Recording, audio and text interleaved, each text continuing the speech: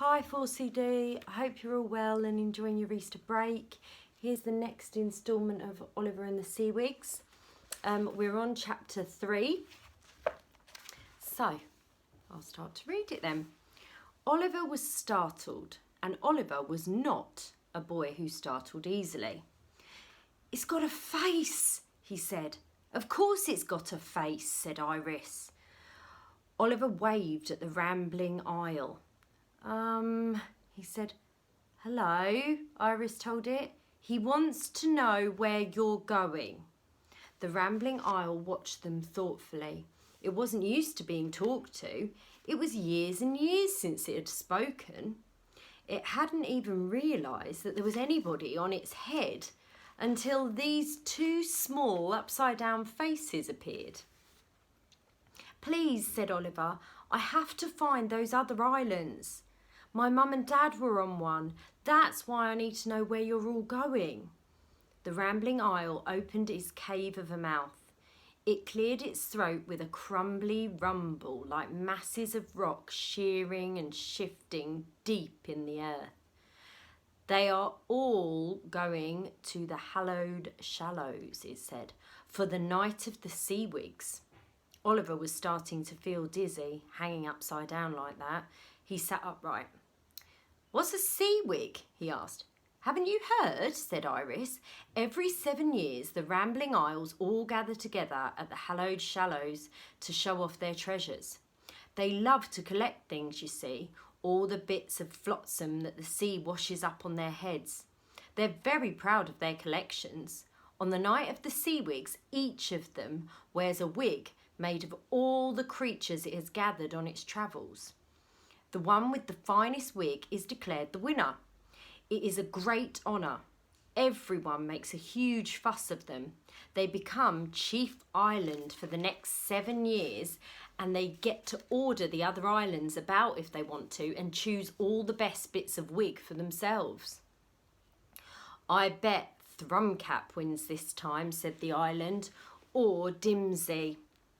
They always have the best seawigs. Of course, they have crinkly, complicated coastlines. All sorts of interesting things get stuck on them. Most of what washes up on my shores washes straight off again. Look at me. All I have to show for my wanderings are a few bits of old rope and a stupid bird's nest." Oliver tried to think of something encouraging he could say that would cheer up the poor island. But it was true. Its wig was a mess. Its summit was mostly bald rock, with those tussocks of grassy hair sprouting here and there, and rather a lot of albatross poo, now that Oliver came to look critically at it. "Who are you talking to?" asked the albatross, stalking importantly down the beach. "And whose nest is he calling stupid?" "I don't even know whether I can be bothered making the journey," the island went on in its deep and mournful voice.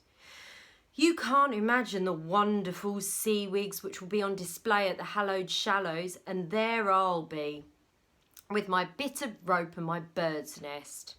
The others will all laugh at me. Perhaps I'll just give it a miss this time."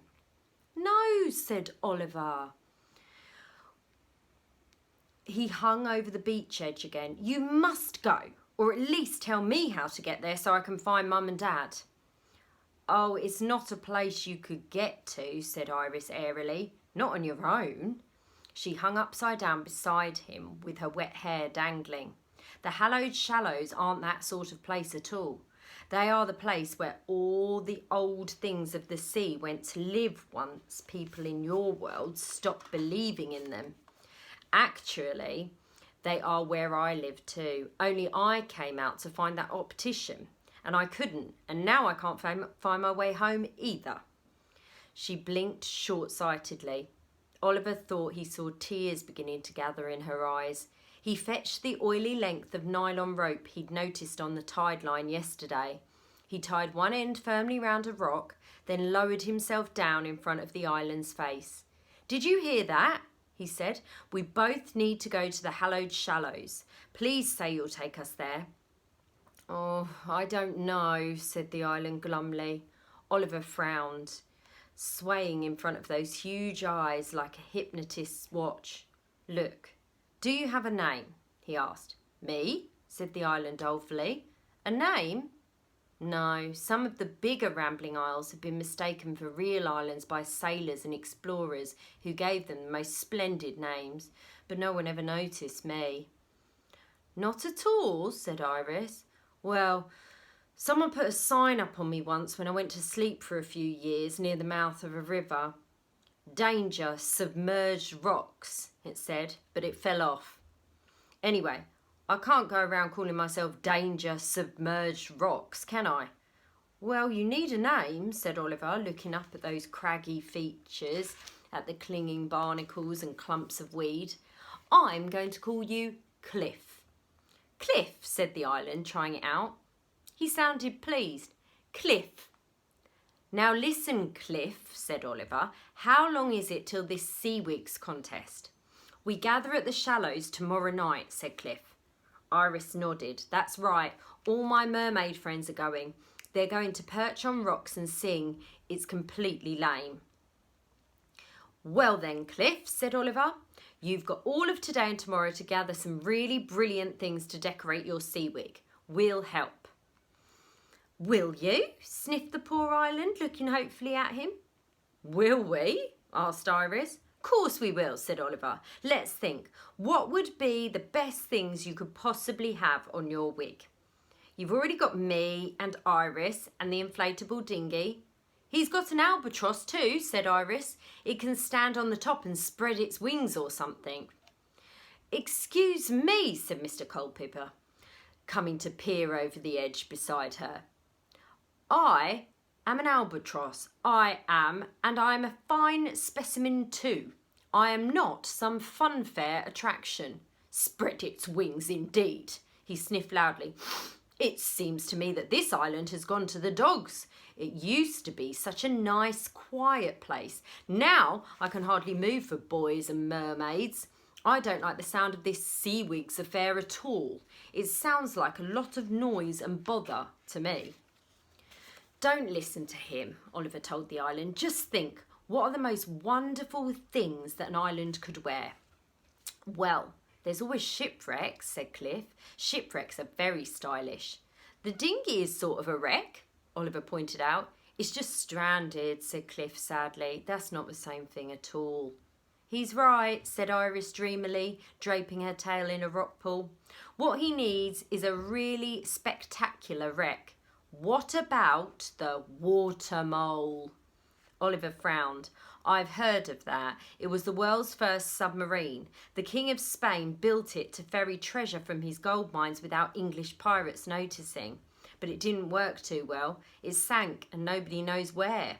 Iris coughed and pointed modestly to herself. You mean you know where we could find it? Oliver asked.